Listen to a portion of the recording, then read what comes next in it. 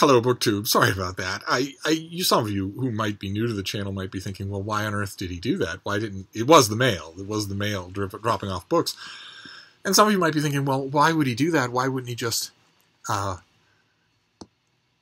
wouldn't he just let the mailman leave the books and push them to the slot or whatnot? And those of you who've been watching this channel for a while will know that I know my mailman. And it would be rude. He knows I'm here. He knows I don't go anywhere. So I had to go out and talk to him, especially since Boston has a monster storm coming tomorrow. 18 inches of snow, maybe. Knee-deep snow in the middle of March coming tomorrow. And he is probably going to be out in it. So we had to talk. So, but we didn't have many more books to go here. So what we'll do is I will show you the remaining books from this used book haul, and then we'll just do the mail. We'll do the mail that he handed me. It isn't much.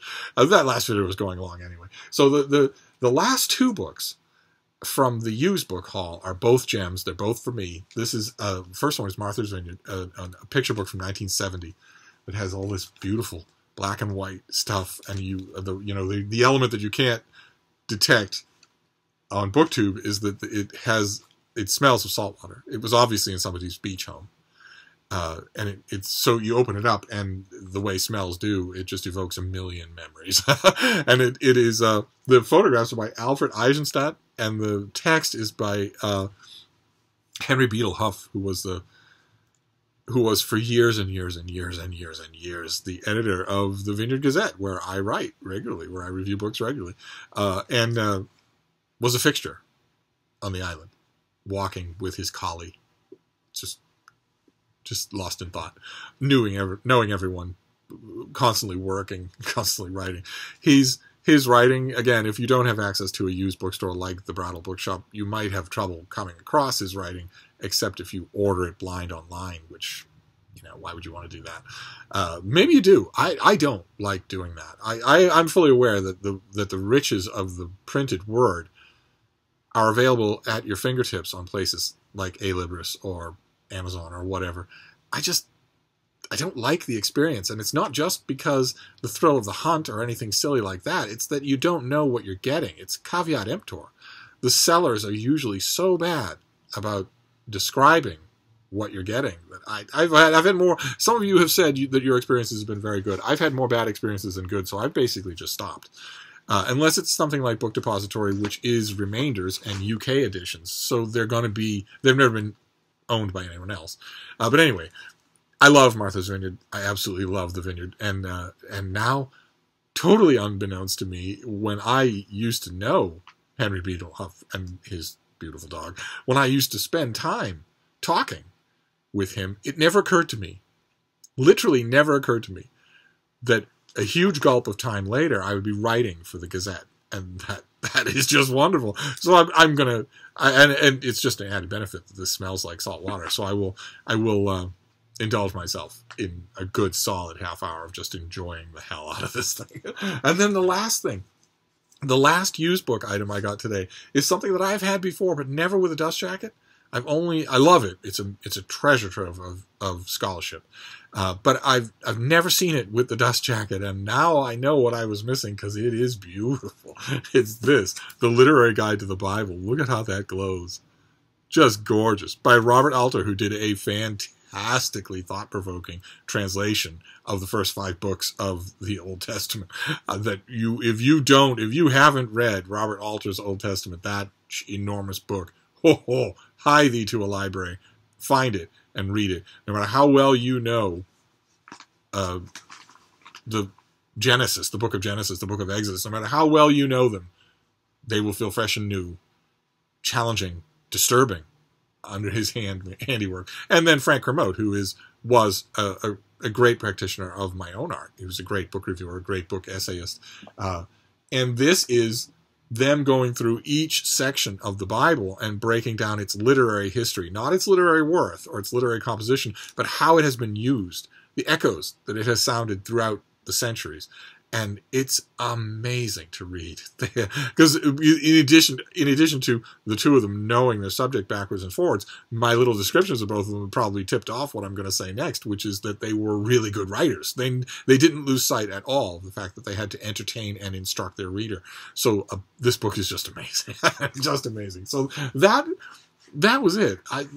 It's way too big a pyramid, I think, for me to do. So let's do a little of it and see how far we can get along here. We've got the Literary Guide to the Bible. That's huge. That was, and then Le Mort d'Arthur in an edition that I'm sure one of you wants more than I do. Sorry for the shaky cam here. I'm just I turned the camera on right as soon as I got back. Then Martha's Vineyard. I won't put this in the pile here. Avid Reader by Robert Gottlieb. Meet Me in Venice by Elizabeth Adler, the weird, the unclassifiable Elizabeth Adler. Books and People by Marion the Librarian. An additional version of The Three Musketeers. An in-house history of Little Brown. The Norton Anthology of Literature. Massively great thing. The Maze Runner, and I think that leaves out Tom Jones. I think Tom Jones is here somewhere too. Sorry, we made a bit of a mess here, but that's all right. It's a slight smudge on the incredible professionalism of this channel. But we're going to move on. We're going to move on to new books, and then we'll be done for today. And I don't think there's going to be any mail deliveries tomorrow. My mail truck driver was full of, pessimism about his employer. The U.S. mail system is notorious for being out in all weathers every day. But I don't think they're going to send him out in the middle of a raging blizzard when there's no visibility. And I know for sure that my UPS driver won't do it. FedEx certainly won't do it. I doubt even the on-foot mail carrier will do it. I don't think they'll... If this storm really is what it's being predicted to be, I don't think I'll get any deliveries tomorrow. You'll be the first to know one way or another. But let's see here. And there won't be any Deb, because I'm not going to have Deb going out in that kind of weather either. It's like she was saying. It was like she was saying today. The two of us will just hunker down with 1 million books and cute little dogs. I never thought in a million years that she would be able to say that. I thought it would be like it has been forever in ages past, where she would say if an impending storm looked really bad, she would say, "Well, we'll cuddle up with our dogs. My dog's are little, your dogs are not." It never occurred to me that I would have a little dog, but I do. I do. My dog is 4 pounds.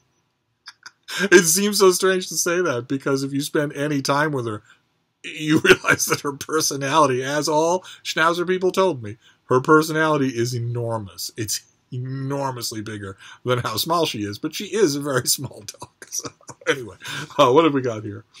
Oh, my. Okay. Wow. I didn't request this. This is from Yale. This comes out at the end of the month.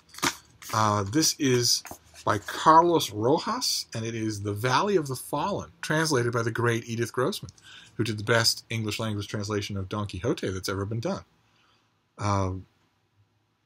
Okay, so some of you will know Carlos Rojas. I do not. Is he gigantic? Let's see. He's an award-winning novelist, art historian, and creator of visual works of art. He's also the Charles Howard Chandler Professor of Spanish Emeritus at Emory University. Okay. Well, if he's a professor of Spanish at Emory University, then why does he need his book translated? Why doesn't he write it? Well, maybe write in Spanish for fidelity's sake. This historical novel by one of Spain's most celebrated authors, is that true? All of you in Spain, is that true? Is he lionized?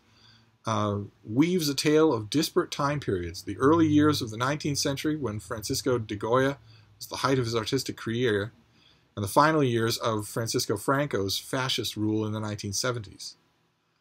The author recreates the 19th century corridors of power and portrays the relationship between Goya and King Fernando VII, a despot bent on establishing a cruel regime after Spain's War of Independence. Goya obliges the king's request for a portrait, but his depiction not only fails to flatter, but reflects a terrible darkness and grotesqueness. More than a century later, transcending conventional time, Goya observes Franco's body lying in state and experiences again a dark and monstrous despair. Oh, that sounds good. That sounds good. But I don't know that I'm... Well, I would normally say I don't trust the work in translation, but Edith Grossman is fantastic, so maybe I do trust this one. But anyway, what a weird way to start. Oh, wonderful. Literature in translation. That's great. And what is this next one? Harvard University Press. Oh, it's one of their brainy ones. It comes out any day now. And it is Markets, Morals, and Politics, a collection of essays on the jealousy of trade and the history of political thought. The jealousy of trade. That's fascinating. Oh my! All right, so we'll have Marx, of course, and Engels, but lots of other stuff too, I'm sure here. Wow. Okay, very brainy, very abstruse. Let's move on here. I'm not hoping for a giant prehistoric killer shark, but I wouldn't turn my nose up at one either. So what is this? Oh, okay. All right, this is also from Harvard. This is also any day now. This is the finished copy of Christopher White's book, Other Worlds, Spirituality and the Search for Invisible Dimensions. So do we read this? What do modern multiverse theories and spiritualist seances have in common? Not much, it would seem. One is an elaborate scientific theory developed by the world's most talented physicists. The other is a spiritual practice widely thought of as backward, the product of a mystical worldview fading under the modern scientific gaze. And the next paragraph starts with the word but, and it shouldn't. That first paragraph is just fine, unless you start the next paragraph with the word but. There is no subatomic multiverse theory physicist who puts forward his interpretation of what he thinks reality is, and when asked says, you just have to trust me. There's not one physicist who says, you need to believe this and propagate it because I had a sincerely personal revelatory experience this morning over breakfast. So the next paragraph shouldn't start with but. It should be the author simply saying, yep. But instead, okay, well, I got the advanced copy of this, and I haven't read it because I every time I saw it on the March shelf, I just thought, okay, you know this is going to irritate you. But that's no good reason not to read a book. So I will get to it. I will, now that I have the finished copy, I'll get to it. Then we have a box, and then we'll be done. Perhaps for a couple of days. So, again, this storm tomorrow seems severe. I don't know that I'm going to be getting mail. Oh, all right. What have we got here? Oh, this is Angry Robot. Okay, Angry Robot is a science fiction publisher. They've got me on their list, and I'm very happy about it. I'm not on many science fiction lists. And this time around, ordinarily they send me mass market paperbacks, but this time around it's 2 trade paperbacks. Wonderful. Okay, so the first one comes out in paperback in April, and it is The Sisters Medeiros by Patrice Sarath. Very nice cover. Look at that. And it is, the subtitle is A Tale of Port Saint Frey. So there are other books in the series, but ordinarily, even the books in the series, if they say a tale of, that means the author has worked to make it a standalone. 2 sisters fight with manners, magic, and mayhem to reclaim their family's name in this captivating historical fantasy adventure. House Medeiros was once the wealthiest merchant family in Port Saint Frey. Now the family is disgraced, impoverished, and humbled by the powerful Merchants Guild. Daughters Evienne and Tessera are determined to uncover who was behind their family's downfall and get revenge. But Tessera has a secret. Could it have been her wild magic that caused the storm that destroyed her family's merchant fleet? Oh, okay. Great. And then the next one, also a fantastic cover, is by Jeff Noon, The Body Library. Also paperback? Yes, I assume this will be a paperback release also in April? Yes. Okay. I know his name. What did he do? Oh, he did Vert. Okay, V-U-R-T. He did Vert, which I read. He returns here in a sequel to his acclaimed A Man of Shadows, taking his hapless investigator into a city where reality is contaminated by the imagination of its citizens. A city where words come to life and reality is infected by stories. Private Eye John Nyquist wakes up in a room with a dead body. The dead man's impossible whispers plunge him into a murder investigation like no other. Okay. Great. All right. Okay, so these both sound slightly genre expanding, which is wonderful. I always love that. So, boy, science fiction and fantasy to finish out the... That's great. All right, so this was a fairly good... All right, so we've got Other Worlds. We've got Markets, Morals, and Politics about Competing Theories of Economic Competition. Then The Valley of the Fallen. The Body Library by Jeff Noon, the author of Vert. The Sisters Medeiros by Patrice Sarath.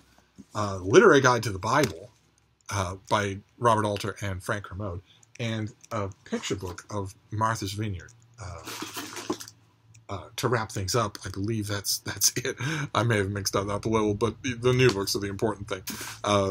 And I don't know what I'm going to title this, but I couldn't sit here. He was waiting out there to give me books and talk to me. But I'm going to wrap this up now, so this one isn't as long as the last one, and I will be back. Thank you, Book 2.